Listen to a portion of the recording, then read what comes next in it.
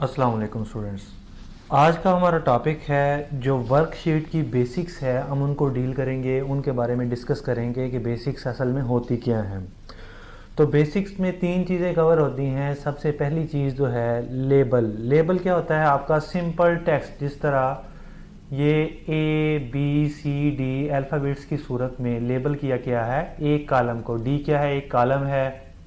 C एक column है। B एक कॉलम है। इसी तरह मैंने क्या है अपने कॉलम्स को लेबल दिए हैं सिंपल टेक्स्ट के ज़रिए। सीरियल नंबर दिया है, स्टूडेंट नेम दिया है, सब्जेक्ट 1 दिया है, subject 2, subject 3, obtained, total marks और परसेंटेज। ये सारे के सारे जो मैंने अपने कॉलम्स को लेबल दिए हैं, टेक्स्ट लिखा है, ये क्या है? एक लेबल है। दूसरी चीज़ है इसमें वैल्यूज़। वैल्यूज़ क्या हैं? अब हर सीरियल नंबर, हर कॉलम के अगेंस्ट कोई ना कोई वैल्यू है नंबर की सूरत में। तो जो नंबर की सूरत में वैल्यूज़ हैं मेरे पास, उनको मैं बोल रहा हूँ ये क्या है? वैल्यूज़ हैं। अब इसी तरह ये नंबरिंग जो दी गई है, ये नंबर क्या है? 1 क्या है? एक रो को ज़ाहिर कर रहा है, 2 भी एक रो है, 3 भी एक रो है, 4 भी एक रो है। इसी तरह एंड तक जितनी भी नंबरिंग है वो क्या है? रोज़ को रिप्रेजेंट कर रही हैं।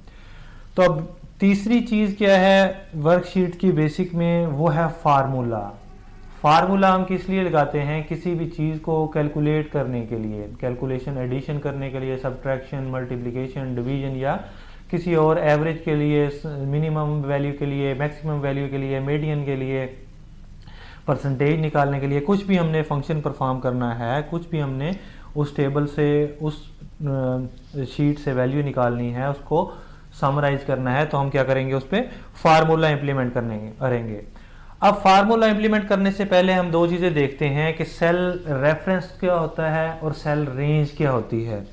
रेफरेंस क्या है? रेफरेंस मीन क्या है? उसका एड्रेस। अगर मैंने फार्मूला लगाना है तो जब भी आप फार्मूला लगाएंगे किसी भी चीज़ पे, किसी भी सेल पे आप फार्मूला इंप्लीमेंट करने लगे हैं, तो सबसे पहले आप इज इक्वल टू लगाएंगे। अब इज इक्वल टू के बाद क्या करूंगा? मैं रेफरेंस फायर करूंगा, रेफर करूंगा इसको। ऑब्टेन्ड मार्क्स में किस किस सब्जेक्ट के जो नंबर हैं वो ऐड करने हैं। अब मेरे पास 3 सब्जेक्ट हैं, सब्जेक्ट 1, सब्जेक्ट 2, सब्जेक्ट 3। इनके ऑब्टेन्ड मार्क्स तो मैंने लिख दिए हैं हर स्टूडेंट के अगेंस्ट। 34 हैं, 54 हैं और 45 हैं। अब इनके टोटल मार्क्स क्या है? 100 पहले सब्जेक्ट के हैं, 100 दूसरे के हैं, 100 तीसरे के हैं। तो मैं क्या कर रहा हूं, उनको ऑटोमेटिकली ही 300 कर दूंगा टोटल मार्क्स को मैनुअली।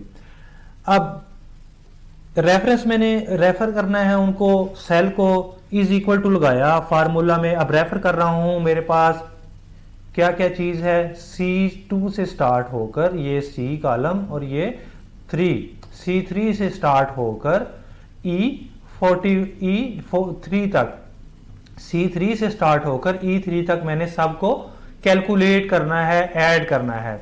तो एक मेथड में क्या है, उसको रेफरेंस दूंगा मैं मैनुअली। कहां से? कीबोर्ड से। C3, वो C3 सेल सेलेक्ट हो गया, उसके साथ क्या करना है? एडिशन करनी है किसकी? D3 की। D3 को रेफरेंस दे दिया मैंने, उसके साथ मैंने कहा मैंने किसकी एडिशन करनी है? E3 की। अब ये सारी की सारी एडिशन होगी तो ये क्या है? एक फार्मूला बन गया है। अब जब भी फार्मूला में इंप्लीमेंट करना चाह रहा हूं तो मैंने एंटर की प्रेस की तो वो कैलकुलेशन हो चुकी है। अब ये तो था रेफरेंस, रिलेटिव रेफरेंस, यानी क्या किया है? उसको मैनुअली रेफर कर दिया है।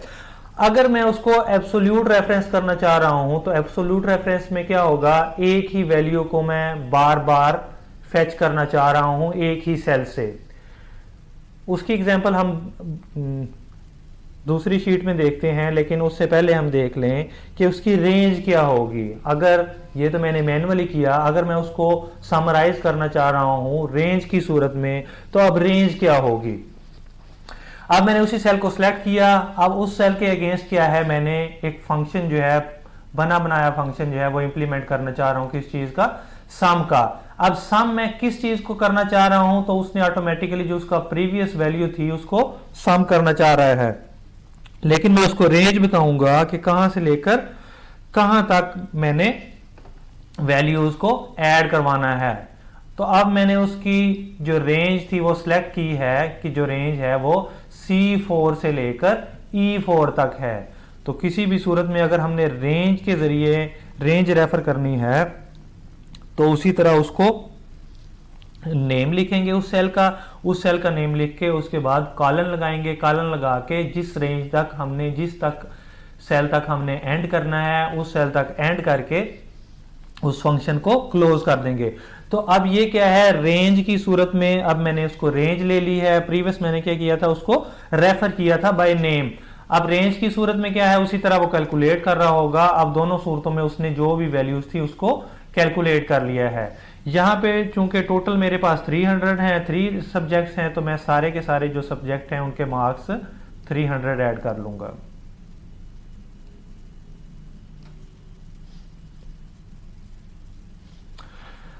अब अगर तो मैं रेंज को नेम देना चाह रहा हूं, अगर मैं जो मेरे पास सेल है उसको मैं एक नेम देना चाह रहा हूं, तो अब ये मेरे पास एक सेल है टोटल मार्क्स का। जब भी मैंने इसको सिलेक्ट किया उसने मुझे नाम बता दिया, इसका नेम क्या है, G3 है।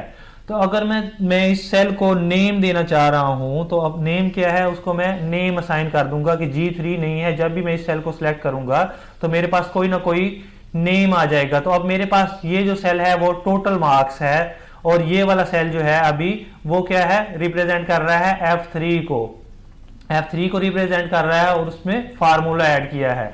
अगर मैं उसको क्या करना चाह रहा हूं, उसको कोई नेम देना चाह रहा हूं, तो उसी तरह मैंने उस सेल को सिलेक्ट किया, फार्मूलाज में गया, उस तरह नेम मैनेजर एक सेक्शन है उसके अंदर गया। अब मैं क्या करना चाह रहा हूं, न्यू नेम देना चाह रहा हूं। अभी मैंने किसी भी सेल को नेम नहीं दिया तो इसको मैं न्यू नेम देना चाह रहा हूं। तो उसने जो उससे ऊपर उससे प्रीवियस लाइन पे जो नेम लिखा हुआ था, जो वैल्यू थी, सॉरी जो लेबल था, उस लेबल को फेच करके उसने ऑटोमेटिकली मुझे सजेशन दी है कि क्या आप उसको ऑब्टेंड का नेम देना चाह रहे हैं।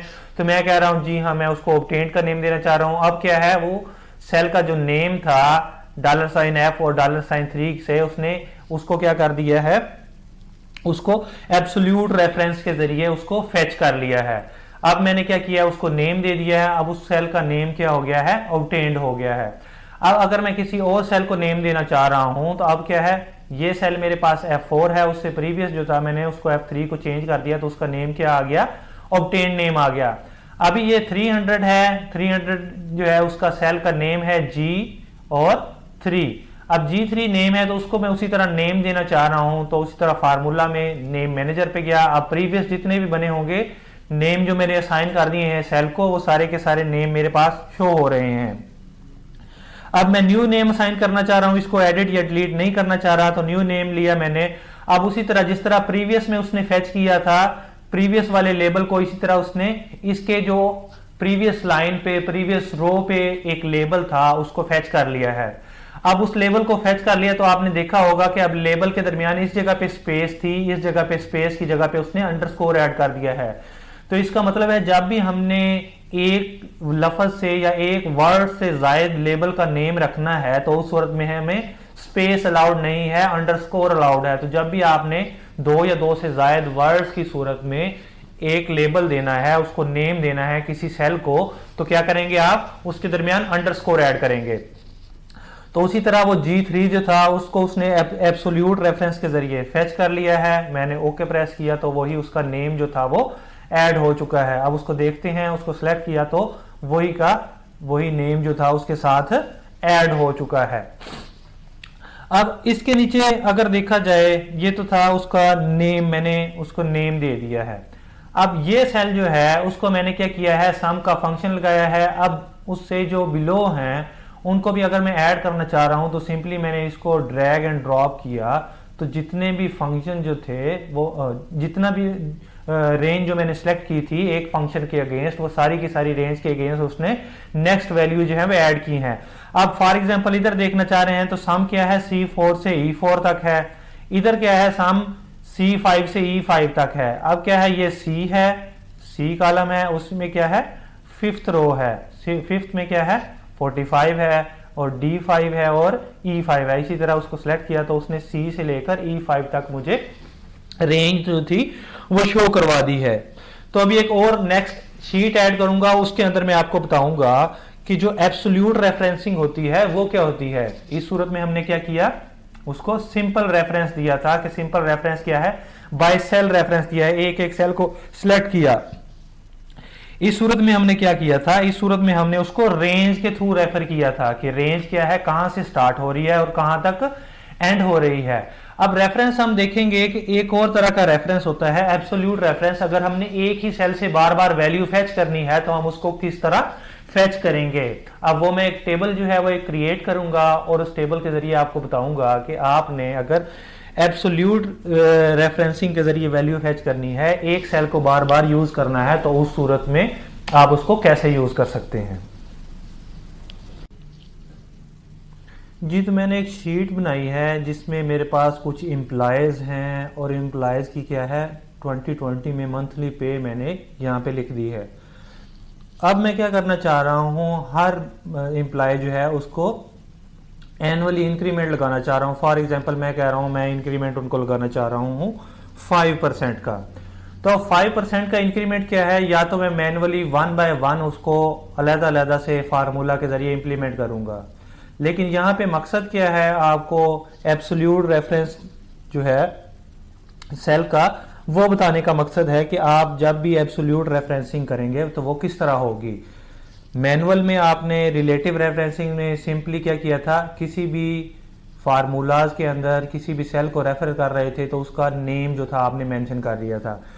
तो उस सूरत में हमने देखा था कि एक सेल के अगेंस्ट अगर हम उससे नीचे वाली वैल्यू जो थी उसको दोबारा ले रहे थे तो वो ऑटोमेटिकली अपडेट हो रही थी, तो यानी कि नेक्स्ट लाइन पे शिफ्ट हो रही थी। तो इस सूरत में क्या होगा, हमने उसको एम्बेड कर देना है एक ही सेल के ऊपर कि जब भी वो कैलकुलेशन करेगा इस वाले सेल से F3 वाले सेल से कैलकुलेशन कर रहा होगा, हमेशा 5% ही उसके अंदर इंक्रीमेंट कर रहा होगा। अब इसको मैनुअली देखते हैं रिलेटिव रेफरेंसेस के जरिए। रिलेटिव रेफरेंस क्या होगा, उसमें हम इसको कैसे ऐड कर सकेंगे। अब रिलेटिव रेफरेंस में क्या है, उसी तरह मैंने इंक्रीमेंट का फार्मूला लगाया, इज इक्वल टू मैनुअली आप उसको ऐड करना चाह रहे हैं C3 को, तो C3 को मैनुअली उसको नेम दे के ऐड कर सकते हैं, या आप उसको सिलेक्शन के जरिए भी ऐड कर सकते हैं। लेकिन सिलेक्शन से पहले हमने फार्मूला लगाना है, तो फार्मूला हमारा थोड़ा सा डिफिकल्ट होगा, तो इसलिए मैं छोटी ब्रैकेट जो है वो ऐड कर रहा हूं उससे पहले। अब इंक्रीमेंट क्या होगा, एनुअल इंक्रीमेंट जो 5000 है, ये जो भी पे है उसकी मल्टीप्लाई होगी 5% से, तो उसकी जो एनुअल 5% इंक्रीमेंट होगा उसकी वैल्यू हमारे पास आ जाएगी। अब मैंने क्या किया है, उसी तरह उसकी सिलेक्शन की है। अब जो वैल्यू मेरे पास आ गई है, अब ये तो थी इस फार्मूला के जरिए, मैंने रिलेटिव रेफरेंस के जरिए मैंने क्या किया है, उसको उस वैल्यू को फेच किया है, जो वैल्यू क्या है इससे मल्टीप्लाई होके 5% से हमारे पास आएगी। अब उस सूरत में जो एक्चुअल वैल्यू थी, जो प्रीवियस ईयर थी, जो प्रीवियस ईयर पे थी, उसको भी तो हमने साथ ऐड करना है। ये वैल्यू तो सिर्फ क्या है, उसका इंक्रीमेंट होगा। अब उसको हमने ऐड करना है, तो प्लस की सूरत में फिर मेरे पास जो सेल था उसको मैं मैनुअली C3 लिख सकता हूं, या दोबारा से उसकी सिलेक्शन कर सकता हूं। अब मेरे पास फार्मूला कंप्लीट हो गया, तो अब इसकी जो एनुअल 5% इंक्रीमेंट होगी, मीन उसकी 5250 जो इंक्रीमेंट होगी वो बन जाएगी। अब क्या हो गया, उसकी एनुअल इंक्रीमेंट हो गई है $5250 उसकी इंक्रीमेंट हो गई है 5% इंक्रीमेंट के लिहाज से। अब अगर उसको मैं रिलेटिव के लिहाज से कर रहा हूं, तो जब भी मैं उसको मैनुअली सिलेक्ट कर रहा हूं तो उसने क्या किया, प्रीवियस वाली वैल्यू जो थी उठा ली। वो क्यों, क्योंकि मैंने उसको एक वैल्यू दी थी, अब C4 में वो ये वाला सेल उठा रहा है। हमने क्या करना है, उसको एक ही जगह पे एम्बेड करना है। एम्बेड करने का मकसद क्या है, उसको हम बोल रहे हैं एब्सोल्यूट रेफरेंसिंग, कि जब भी वो वैल्यू उठाएगा इससे उठाएगा। तो बार बार मैं उसको 5 सेलेक्ट करने के बजाय जब भी क्या कर रहा हूं, उसको एम्बेड कर दूंगा, उसको एब्सोल्यूट रेफरेंस दे दूंगा। तो हम देखते हैं कि एब्सोल्यूट रेफरेंस जो है वो हम किस तरह दे सकते होते हैं। तो उसी तरह जो फार्मूला हमने लिखा, उस फार्मूले में जब भी हम, फार्मूला भी मैं रिमूव कर रहा हूं, तो जब भी आपने वो सेल जो था जितना आपने इंक्रीमेंट करना है, एक तो मेथड है, आप उसको सेलेक्ट किया और शॉर्ट की के जरिए F4 की प्रेस कर दी, तो F4 की के जरिए $F और $3 आ गया। तो अब जब भी होगा, ये सेल क्या हो गया है, एम्बेड हो गया है, एब्सोल्यूट रेफरेंसिंग हो गई है। अब जब भी D4 के अंदर वैल्यू होगी तो वो क्या करेगा, F3 से ही वैल्यू फेच कर रहा होगा, F3 से ही इंक्रीमेंट ले रहा होगा। इसको अगर मैनुअली ऐड करना हो तो उसी तरह $साइन एफ कौन सा है हमारे पास, $साइन 3। तो अब क्या किया मैंने, मैनुअली वैल्यू दी तो उसको उसने ऑटोमेटिकली वही वाला जो था सेल वो सिलेक्ट कर लिया है। उसी तरह फार्मूला को कंप्लीट करूंगा। अब मैं मैनुअली उसको सारी की सारी वैल्यूज जो है वो असाइन कर रहा हूं, आइटरेटिव बोल दिया, रिलेटिव जो है रेफरेंसिंग वो कर रहा हूं, रिलेट कर रहा हूं उसको। अब क्या किया है मैंने, फार्मूला कंप्लीट कर दिया है। अब एंटर की प्रेस करूंगा तो वो क्या हो गया, उसी तरह प्रीवियस की तरह इंक्रीमेंट हो गया। अब प्रीवियस में आपने देखा था जब मैंने उसको इस सेल को D4 को जब मैंने रिलेटिव रेफरेंस के जरिए फेच किया था तो उस सूरत में क्या था, मेरे पास 4500 ही आ रहा था। लेकिन इस सूरत में क्या है, अब मैंने उसको फेच कर दिया है, उसको एम्बेड कर दिया है, तो उस सूरत में जो भी इंक्रीमेंट होगा वो वहीं से फेच कर रहा है। तो उसको वेरीफाई करते हैं कि वाकई वहीं से कर रहा है, हाँ जी। तो वो सी फाइल जो था उसकी प्रीवियस ईयर की पे मल्टीप्लाई किया उसने 5% इंक्रीमेंट को, और उसके साथ ही उसने जो उसका एक्चुअल पे थी प्रीवियस ईयर वाली वो ऐड कर दी। अब अगर मैं क्या करना चाह रहा हूं, अगर मैं उसकी वैल्यू जो है वो इंक्रीमेंट जो है वो 10% करना चाह रहा हूं, अब मैंने क्या किया, उसकी 10% इंक्रीमेंट कर दिया। तो जब भी मैं उसको 10% करूंगा तो ऑटोमेटिकली जितने भी सेल्स थे उसने ऑटोमेटिकली 10% इंक्रीमेंट कर दिया है। तो आज के लेक्चर में मैंने आपको बताया कि बेसिक्स जो थी वर्कशीट की वो क्या थी। वो 3 चीज़ें होती हैं वर्कशीट के अंदर जो बेसिक्स होती हैं। सबसे पहले तो लेबल्स होते हैं जिनको हम सिंपल टेक्स्ट का नेम देते हैं। उसके बाद हमारे पास जो नंबर्स होते हैं उन नंबर्स को हम वैल्यूज़ का नेम देते हैं, और उसके बाद हम किसी भी चीज़ की कैलकुलेशन कर रहे होते हैं तो वो फार्मूलाज के ज़रिए कर रहे होते हैं।